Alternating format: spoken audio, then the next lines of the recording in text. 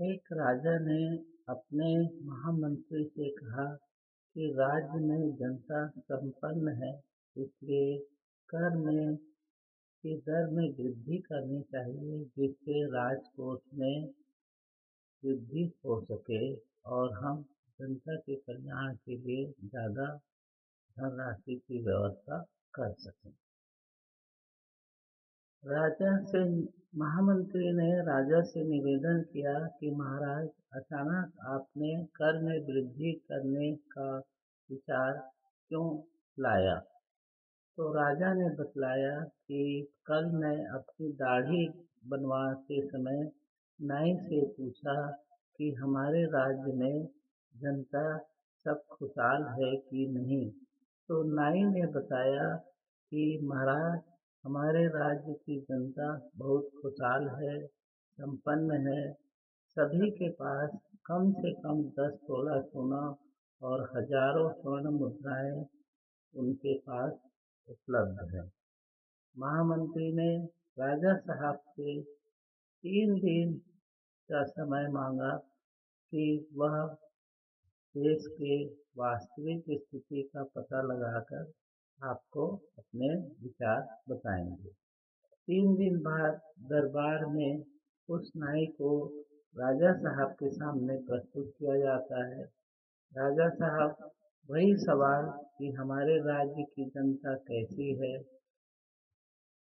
तो नाई कहता है कि क्या बताएं राजा साहब, आपके राज्य में सभी जनता बहुत दुखी है, गरीब है। उनके घरों में दिन दहाड़े चोरी हो रही है। महामंत्री ने कहा कि नाई जी, अब आप जा सकते हैं।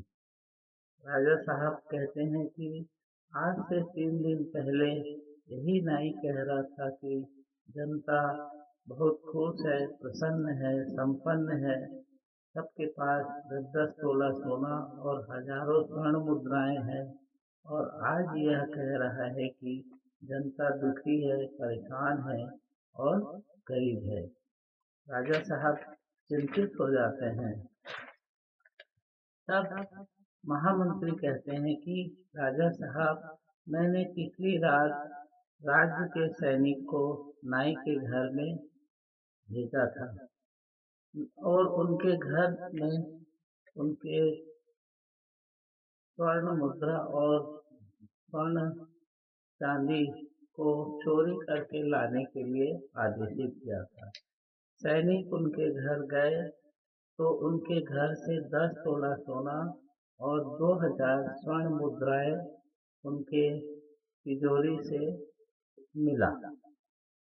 तो राजा साहब, जब नाई के पास 10 तोला सोना था और 2000 स्वर्ण मुद्राएं थी, तो वह राज्य के सभी प्रजा के पास इतनी ही धन संपत्ति होना माना। और जब पिछली रात को उसकी सारी संपत्ति चोरी हो गई, तो वह सभी जनता को गरीब और दुखी और निर्धन समझने लगा। राज्य की सही आर्थिक दशा की जानकारी एक नाई से नहीं, बल्कि अच्छे अर्थशास्त्री से ज्ञात हो सकती है। मेरा यह कहानी अगर आपको अच्छा लगे तो कृपया लाइक कीजिए और हाँ, शेयर करना ना भूलें। धन्यवाद।